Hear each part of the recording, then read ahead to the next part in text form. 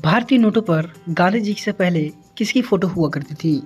Option A Ashok स्तंभ की, लाल किला की, इंडिया गेट की या कुतुब मीनार की। इसका सही उत्तर जाएगा ऑप्शन ए अशोक स्तंभ की।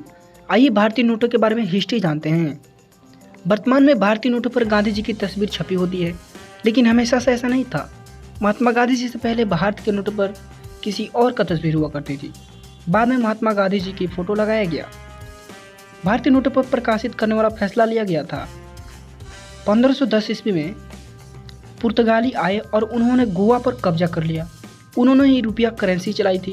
गोवा में पुर्तगाल इंडिया के नाम से नोट छपते थे, क्योंकि आज़ादी के बाद भी वह पुर्तगाल के अधीन थे।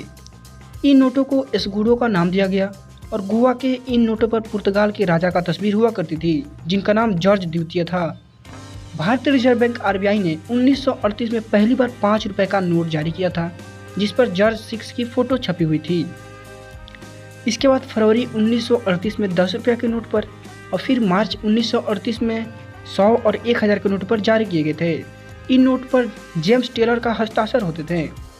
जॉर्ज 6 यूनाइटेड किंगडम के राजा थे।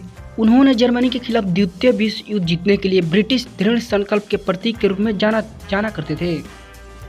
आज़ादी के बाद पहली बार जब साल 1949 में भारत ने नोट छापे, तो उस वक्त जॉर्ज 6 की तस्वीर हटाकर भारतीय नोटों पर राष्ट्रीय चिन्ह अशोक स्तंभ की तस्वीर छापी गई थी। गांधी जी पहली बार 1969 में इंडिया करेंसी पर दिखाए गए थे।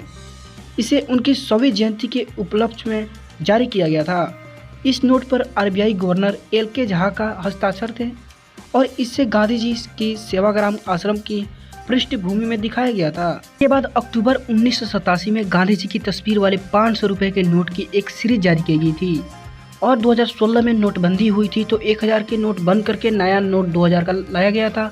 तो उस पर भी गांधी जी की फ़ोटो थी, लेकिन बाद में उसे भी बंद कर दिया गया। तो इस तरह से गांधी जी की अभी तक फ़ोटो लगी हुई है।